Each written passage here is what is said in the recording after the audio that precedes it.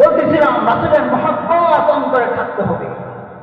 রাসূলের মহব্বত যদি অন্তরে থাকতো, আমার আপনার সামনে রাসূলের বিরুদ্ধে কেউ কথা বলতে পারতো না। মনে রাখবেন, দলের মহব্বত এক জায়গায়, ইসলামের মহব্বত আরেক জায়গায়। ইসলামকে স্যাক্রিফাইস করে দলে যোগ দেওয়া যাবে না, কিন্তু দলকে স্যাক্রিফাইস করে ইসলামকে আপনার গ্রহণ করতে হবে।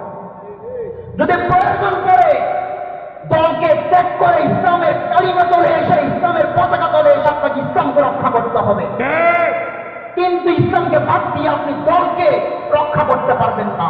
যদি রক্ষা করতে হয় দলকে, তাহলে মনে করবেন আমি মুসলমান হিসাবে আপনার সাথে আমার কোন সম্পর্ক নাই।